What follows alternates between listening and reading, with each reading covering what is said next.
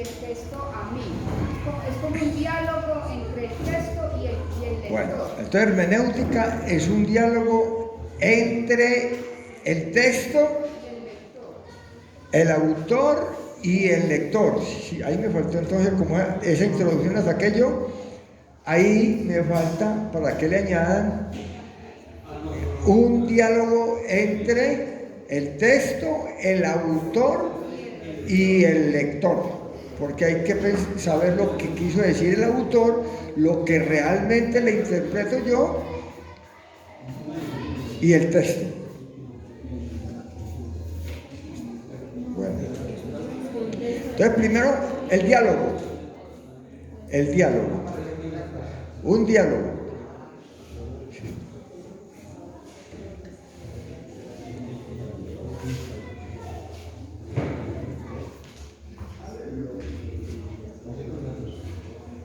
Sigue, hermano.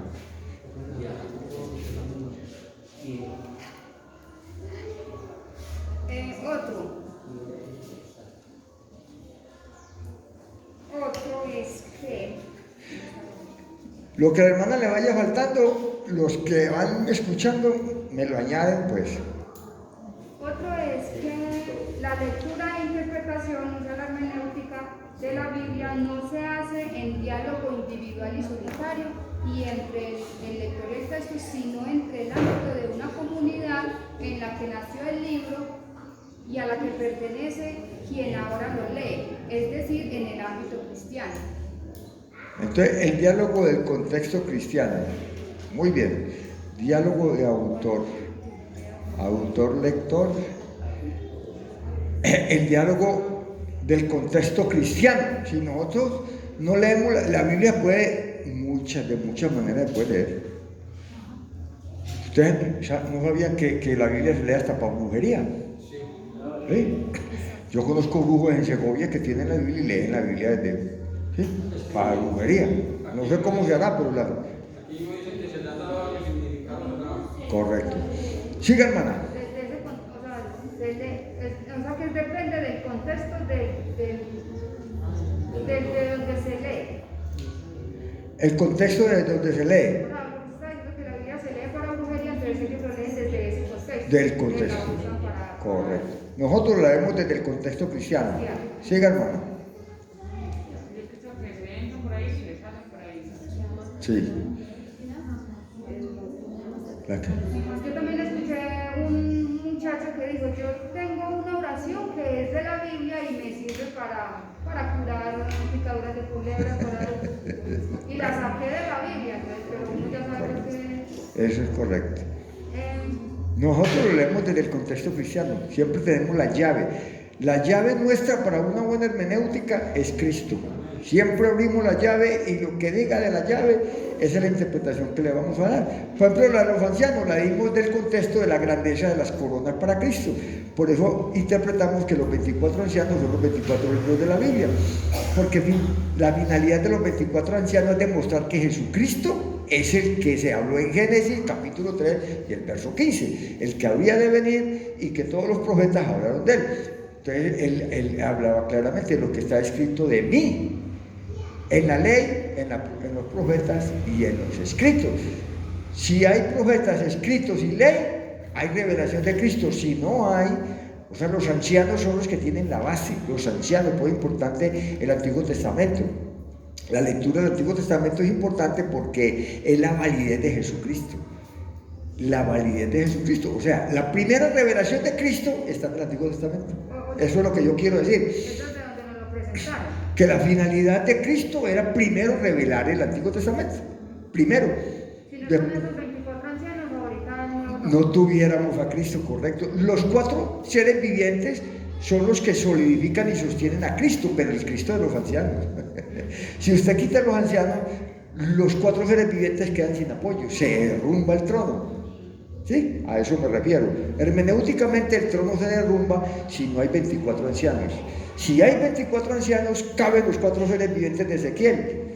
Y con los 4 seres vivientes cabe uno en el trono. No caben 3, porque los 4 seres vivientes no proclaman a 3, ni a 4, ni a 2, sino que hablan de uno solo, con 4 fases. la fase del león, la fase del hombre, la fase del toro o cordero y la fase del águila. Las 4 fases de Jesucristo. ¿Sí? Juan lo predica como el águila.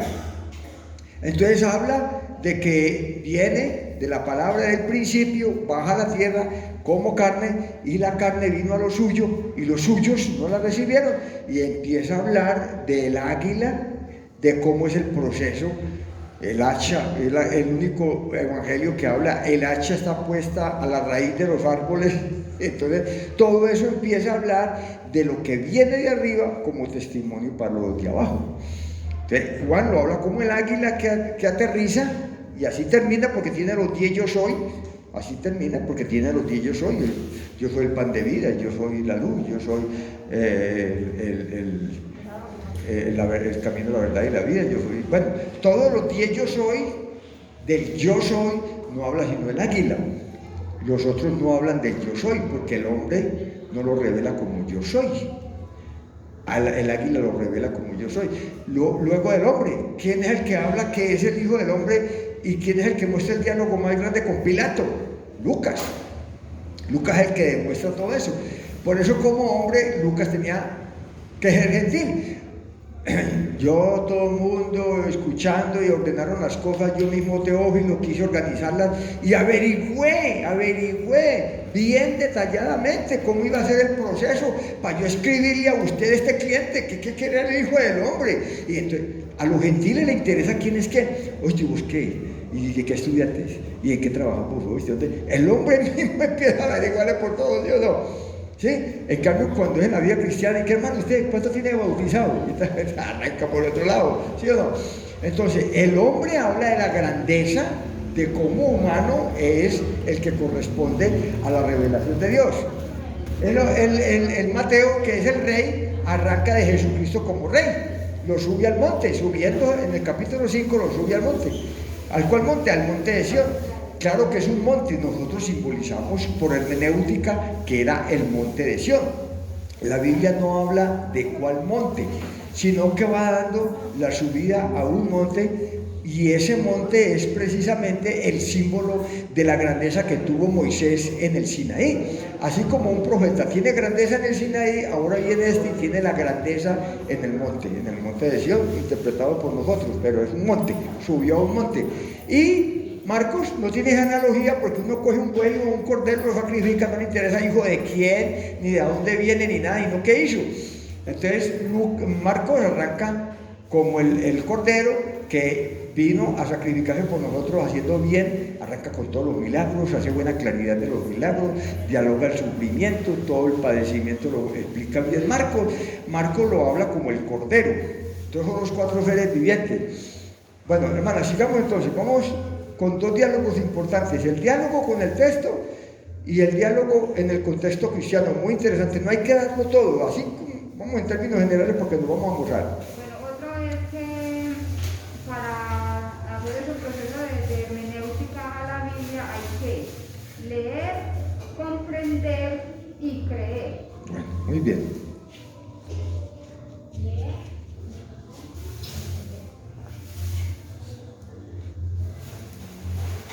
Bueno, dejamos estos dos, que entender y comprender es lo mismo. Entonces necesitamos el diálogo. Acuérdense que el diálogo es con el autor, con el texto y con el que recibe. Ese es el diálogo. Y el diálogo verdadero, para poder hablar de lo que se va a hablar, es en el contexto cristiano. Si nosotros vamos a hacer hermenéutica, podemos hacer cualquier clase de hermenéutica. Hay hermenéutica de la filosofía, hay hermenéutica del derecho, hay hermenéutica de la medicina. Todas las ciencias tienen su interpretación, todas las ciencias. A nosotros no nos interesa eso. A nosotros nos interesa la vida cristiana. Entonces, el diálogo nuestro es el contexto cristiano. ¿Para dónde va Cristo? ¿De dónde viene Cristo? ¿Para qué Cristo? ¿Qué relación tengo yo con Cristo? Esa es la hermenéutica del texto, interpretarlo adecuadamente, cosa que Cristo quede arriba, el significante mayor con el significado verdadero. Bueno, sigamos. Otra es que hay que tener en cuenta ese espacio o distancia cultural. Muy bien, entonces Cuarto, los abismos. Ahí están resumidos todos. Los abismos que los tenemos bien claritos nosotros ahí en el manual. Los abismos. ¿Cuáles son los abismos? No la hermana, sino ahí. Ayúdenla. ¿Cuáles son los abismos de que se refiere la hermana? A ver. Los tiempos, el tiempo que se escribió. El tiempo que se escribió. Pero el abismo, el lenguaje sí es un abismo. El tiempo que se escribió no es un abismo, porque el tiempo es lo mismo. La cultura sí es un abismo. No, usted no, porque usted está ahí con él. ¿El qué? El histórico, correcto, el histórico. Otro hermano, otro. ¿Un qué? Muy antiguo. Muy antiguo. De la distancia a la cultura. Muy bien. ¿Qué más? Bueno, nos falta uno ahí. El geográfico, correcto. Entonces, mira, imagínense, vea. Nosotros creemos, humanamente a veces, que Colombia tiene que ver en la salvación y que esto está aquí, y nos contextualizamos como si el Evangelio fuera para estos lados. Y eso es un error tremendo y carnaval desde la hermenéutica. El Señor no tiene que ver sino con su capital, Jerusalén. Todo gira alrededor de ahí. Si nosotros no fuéramos para Jerusalén, estábamos perdidos. Estamos perdidos. Esto no va a llegar a Colombia, a Bogotá, a Estados Unidos, aquello. No, nosotros sabemos para dónde vamos. Vamos para el monte de Sion. Nosotros vamos para Jerusalén. Esa es la capital nuestra. A nosotros nos van a llevar esa ya, a Jerusalén. Entonces todos los acontecimientos que el Señor hizo, observen y verán que es radical. Él no le interesó Roma, no le interesó ninguna ciudad. Hay gente que interpreta ciudades ahí en la Biblia. No. En la Biblia hace énfasis nada más de la geografía del pueblo de Israel. Todavía cuando Él venga va a ser una visión completamente contextual al pasado. Jesucristo va a vivir la situación que vivió en ese tiempo. O sea, va a haber el monte de la geografía, va a haber el monte de los olivos. De pronto, oiga, una interpretación propia. Hay que tener cuidado con eso porque es especulativo. De pronto se les aparece del burro. De pronto, qué vergüenza. Una grandeza de esa. El anticristo va a entrar, ustedes saben cómo va a llegar, ¿cierto? Una grandeza tremenda y aquello y lo otro. Yo soy el que mando y lo coronan y lo llevan cargado. En cambio él, como a él lo rechazaron, les va a mostrar las señales. ¿Y esas señales cuáles son? Estas señales las recibí en la casa de mis amigos. Zacarías, ¿no han leído Zacarías que no me ayudan? Bueno, estas señales las recibí en la casa de mis amigos. Como los amigos fueron los que lo rechazaron, entonces nada raro es que el creador de todo el universo se les aparezca otra vez en el burro y lo vean y les toque llorar, chillar, porque imagínense él entrando otra vez en un burro a Jerusalén y todos nosotros aclamando Hosana, Hosana, el hijo de David, rey, como no le damos importancia al burro y nos quedamos contentos con él y esa algarabía y esa cosa y nosotros gozándonos con él porque vamos a entrar así, textualmente vamos a entrar a Jerusalén, no sé cómo, pero en naves no, olvídese, a pie en otra cosa, pero ni en un corcel muy grande tampoco. Yo le interpreto el burro y nosotros glorificando y los niños, todos nuestros hijos que murieran en el Señor, todos glorificando sana al hijo de David. ¿Qué le toca a ellos? Chillar, llorar, avergonzarse. Porque una vergüenza cuando el tipo es humilde y viene a uno con humildad, uno dice, hombre, lo que no hice yo con este hombre, la humildad de este hombre, y lo baja a uno y lo pone a uno, pues que, entonces así le toca al Señor Jesucristo, de pronto se les aparece en el burro y los hace llorar, porque la situación es de humildad, la grandeza es grandeza dentro de la humildad. Entonces, ponga cuidado la geografía, entonces siempre va a haber el monte de los olivos. ¿Por qué arranco yo con los olivos? Porque está escrito, eso sí es hermenéutico, bien interpretado. Él dice que así como lo visteis ir, ¿sí o no? Entonces va a aparecer en el monte de los olivos, está escrito, no es mala interpretación esa, es correcta. Si él arranca del monte de los olivos, no va a usar una nave para ir a Jerusalén que queda tan cerca, no va a usar una nave. Así nos vayamos a pie con él, pero en el monte de los olivos aparece y de ahí nos vamos a ir caminando para Jerusalén, en el burro o a pie, pero En una nave no va a ser ni en un carro muy grande tampoco. Porque si hubiera sido un carro grande, San Pablo hubiera comprado un burro también o un caballo, y ese siempre pagó pasaje para toda parte, ¿o no? Bueno, nosotros somos que compramos carro y nos damos lujo, gracias al Señor, pero el Señor no, en una dimensión que la que vive Él, no va a vivir una situación de carros. No puede vivir en esa dimensión. En esa dimensión vivimos los humanos. Él no puede vivir en esa dimensión. La dimensión que él viviría era la más humilde, que puede ser a pie o en un burro. Sigan, manita. Listo, hermano, eso son las Bueno, ahora sí. Ahí me faltan todavía muchas cosas. Muy interesante, hermanas. No es porque me falte que le esté diciendo que esté, no. Pero sí, faltan cosas muy interesantes ahí. ¿Quién me va a aportar? Hermenéuticamente se comprende que el escritor, el autor y el lector tengan un texto específico conforme al tiempo en que vivimos. Ya está, ya habló, siga. Siendo Jesucristo el autor del texto, correcto, la palabra o el lenguaje. Bueno, otro que me da, hermano. No, hay que tener en cuenta algo, y es que la Biblia es escrita en un lenguaje humano tratando de expresar los cristianos. Un lenguaje humano. Bueno, ahí sí. Entonces, quinto, la Biblia dialoga con la lingüística. La Biblia dialoga con la lingüística, lo que está diciendo el hermano. Entonces, es un lenguaje humano.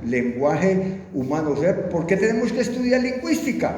Porque vea y verá que es interesante para mí, porque a mí no me gusta mucho abarcar la teología, porque no soy teólogo, pero me gusta la lingüística, aunque no soy lingüista, pero me gusta la lingüística, porque hermenéuticamente la base de las Sagradas Escrituras no es teología, la teología nos viene de Roma, el desarrollo de la hermenéutica teológica viene de Roma y de las iglesias protestantes, de Calvino, de Lutero, que fue el primer teólogo ahí hablando de que la Biblia era la única la interpretación bíblica para ser salvo, no las obras, y bueno, atacó para los curas.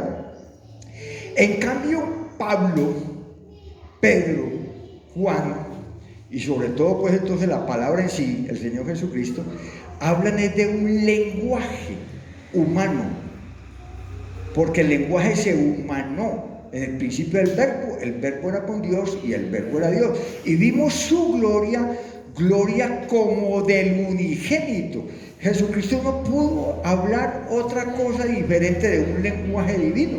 Eso es imposible. Lo que hizo fue una traslación del lenguaje divino al lenguaje humano. Lo que hizo fue una traducción.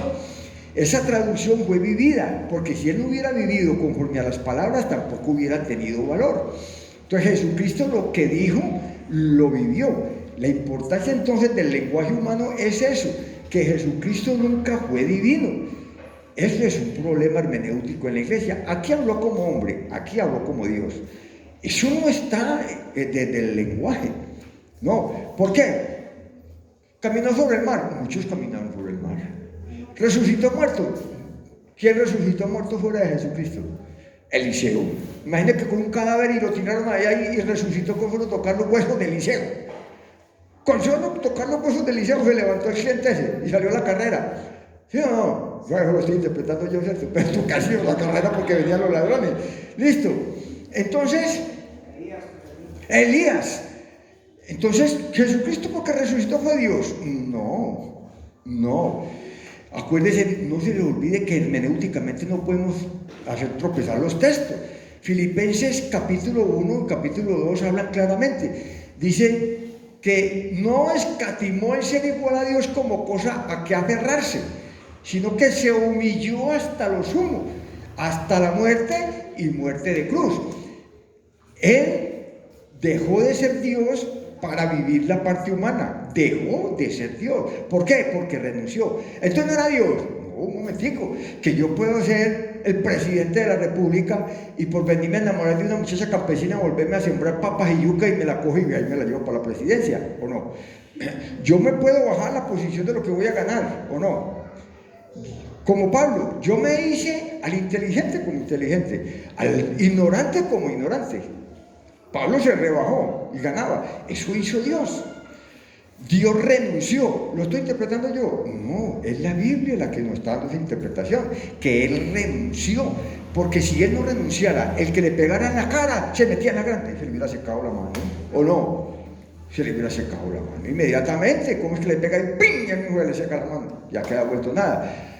No, Dios no puede morir en la cruz del Calvario. Dios no puede morir en la cruz del Calvario. Entonces, eso es el misterio. Si no, no fuera misterio. Grande es el misterio de la piedad. Dios, claro que el original dice Él, que significa el máximo, porque Dios ya para los trinitarios dice sí, el Dios, la tercera persona, la segunda de la Santísima Trinidad. No, está en original hablando de Él con mayúscula, o sea, Dios. Entonces nosotros interpretamos del Dios verdadero, pero Él es el que da la clave. Él fue manifestado en carne. ¿Qué sigue? Justificado en el Espíritu. O sea que los ángeles no lo habían visto, hermenéuticamente. Los ángeles no lo habían visto. Oiga, ¿y usted dónde saca eso? Hay otro texto que lo aclara. A Dios nadie le ha visto, ni le puede ver jamás. ¿Está claro? Entonces a Dios nadie le puede ver jamás. ¿Qué hizo? Por eso es el valor de Cristo. Que si Él no viene en carne, nadie lo ve. Nadie lo hubiera visto. Lo escuchaban, lo sentían como Moisés, como aquello, como lo otro, con la metonimia de Moisés y la metáfora de Moisés que le dio la espalda, pero es una metáfora. Nadie puede ver a Dios, ni los ángeles. Ellos trataban con Él, no lo veían. Recuerden que esa fue la misma petición de Felipe. Esa es la petición. Entonces, el mostrarse era imposible. ¿Qué hizo? Tomó cuerpo humano y ahí sí los ángeles lo glorificaron, lo adoraron los ángeles. Si Él no fuera el que estaba invisible por allá, entonces ¿qué sentido tuviera visto de los ángeles? Ese visto de los ángeles, usted lo interpreta teológicamente y se pega la enredada del signo. Muy contento, foqueo, no sé qué, interprételo. En cambio, lo coge lingüísticamente, visto de los ángeles, porque yo no lo veía. La única explicación es que yo no lo veía. ¿Lo vieron cuando viene en carne? Cuando viene en carne, visto, ese es lo bonito de ese texto, es que ese texto es profundo. A los trinos no les gusta ese texto, no les gusta. También recuerden que la palabra dice que Él es la imagen. Él es la imagen del Dios invisible, para allá iba, lo que dice Colosenses, porque Él es la plenitud de la divinidad corporalmente. Entonces, esa situación de Cristo en la carne es la situación de la revelación de Dios. Entonces, el misterio de la piedad es que Dios, el verdadero, el que adoraban los judíos, vino en carne, entonces fue justificado en el Espíritu. ¿Por qué? Porque ustedes saben lo que dice Juan 14, la misión que va a convencer de justicia, de pecado y bueno, se me va la otra, justicia, de pecado, de justicia, pecado, y de juicio, correcto, hermano, gracias, y de juicio. Entonces, justicia, pecado y juicio, porque fue lo que Él atravesó, las dimensiones humanas que Él atravesó. De justicia por cuanto voy al Padre. Eso no lo entienden los trinitarios. Desde la hermenéutica del texto vuelvo a la posición que tenía. Él perdió la posición. ¿Por qué? Porque renunció. Él renunció a ella. ¿Qué más humildad quieren, pues? Los trinos se asustan. ¿Oíste eso? El verdadero Dios renunció a ser Dios. Para que lo sepa. ¿Y dejó de ser Dios entonces? No, Señor. No, Señor, esa no es la explicación lingüística de eso. Una cosa es dejar la posición yo y seguir siendo, y otra cosa es yo ocupar algo y perder la otra. No, es que no se pierde. Dejar de ser es muy diferente a perder. Él no perdió ser Dios, pero sí dejó de ser Dios en su manifestación. ¿Por qué? Porque venía a ser hombre. Y no puede ser las dos cosas. Alguien no puede ser una cosa y la otra, porque es que Dios tiene dos características que son muy innegables, que es el de juez y el de justicia. Él como juez no podía ocupar el puesto de perdonador y salvador, porque el salvador es el que lo quita de manos del juez y dice, quítese de ahí que yo me hago ahí. Entonces, ¿cómo va a ser el juez a ponerse también ahí de salvador poniendo el pellejo por el otro? No puede. ¿O sí? No puede ser juez y parte, correcto. Uno no puede ser juez y parte. Entonces el juez es uno. El que va a salvar al otro, tiene que ser otro. Porque entonces ya no trabaja lingüísticamente, no es lenguaje, es teología, sí, pero no es lenguaje. No, usted tiene que ocupar una sola posición. Listo, me voy a ocupar la posición de Salvador. A nadie juzgó. ¿A quién juzgó el Señor Jesucristo? Ni a los fariseos. Fariseos hipócritas, bien profetizó de vosotros. Cuántas ganas tenía de darle duro, pero él aguantó, apenas le echó la cantaleta. No más, no hizo más. Vería mostrarle juicio de una vez, hombre, porque es que se opusieron 100%. O cuando lo llevaban dando el látigo. Ese látigo tenía que deshacerse, pues. No, ese látigo cumplió su función, sangre sacó. Y lo mismo en la cruz, salió agua y sangre. Y el que vio, testifica. Entonces era hombre. Esa situación de hombre es la dificultad nuestra para nosotros comprender. Dios la bendiga, hermano. Para nosotros comprender ese paso de juez a salvador. Él ocupa el puesto de juez, deja el puesto de juez y viene de salvador. Tenga el temor cuando pasa al contrario. Después de ser salvador y no escucharlo, al puesto de juez. Ya la cosa se complica, ¿sí o no? Ahí la cosa se complica. El trinitario no es capaz de entender eso, hermano. O sea, a nosotros nos toca dificultad para eso. Entonces queremos verlo y que haya sido milagros y aquí tal cosa y tal otra. Él se comportó como un hombre. Esa es la grandeza de Jesucristo. La grandeza de Jesucristo. No, el diablo la obliga a quitar. Vea que es de la hermenéutica que le estoy explicando. El diablo le obliga a quitar la grandeza de Jesucristo y ser hombre. Ah, no, pues claro, si él era Dios. Ah, ¿qué dice esto? Ah, pues claro, si era Dios. Ah, no, Señor. Él le dio hambre y tuvo que ir a comer. Dios no come. Él estuvo cansado y tuvo que sentarse enfermo. No aguantó más como yo. Y se fue para la piedrita a conversar con los samaritanos. Le traían comidita. ¿Sí o no? Entonces la situación de él era completamente hombre, sin dejar de ser Dios. Esa es la conclusión. Él está ocupando un papel justo porque es de justicia. Si no, no hay justicia. Si no, se pierde la justicia. Lingüísticamente se pierde la justicia. Si usted me pone a Jesucristo como Dios, se me pierde la justicia. Interprételo usted entonces y le pierde el sabor. Porque yo le veo el sabor a Jesucristo, siendo Dios, hace ese hombre. Eso es muy grande, o no es muy grande. Renunciar a eso hasta la muerte y muerte de cruz. Es que la cruz es lo peor nosotros porque no tenemos el contexto. Pero el contexto de muerte en la cruz era lo más miserable. Era lo más miserable. Entonces allá no va Dios. Tuvo que haber renunciado para poder llegar hasta allá, para tener valor eso. Tuvo que haber llegado siendo inocente, siendo perfecto, un hombre perfecto, porque él era el lenguaje de Dios, el lenguaje humanado. Entonces lo que Jesucristo trajo fue un lenguaje transliterado al lenguaje humano. Él no habló sino palabras humanas. ¿Qué es lo que nos está diciendo con esa interpretación hermenéutica? Que el lenguaje que nosotros manejamos no es imposible de ser perfecto. Oiga, yo no soy perfecto porque yo no soy Dios. No sé, Jesucristo fue perfecto. Si Jesucristo fue perfecto es porque nosotros podemos ser perfectos. Porque el lenguaje está transliterado. Cambió de ser Dios a ser hombre. Es un lenguaje divino transliterado. Entonces, en la hermenéutica lo que nosotros vemos es un lenguaje humano. Es lenguaje humano. Si yo digo las cosas materiales y no me entendéis, si yo hablo humanamente y no me entienden, ¿qué tal si hablara las divinas? Estaba más en la olla, ¿cierto? Bueno. Cuenta como pensar a Dios, leer un texto y pensar que si era Dios porque no hizo tal cosa. No, porque no dijo así o se salió. Pero usted, ¿por qué no me quita un momentito y yo le escuché?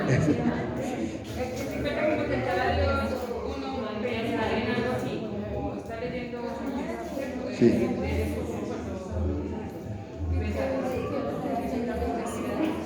Exactamente, uno puede pensar. No, porque él era hombre. Ojo con eso, es otro lenguaje.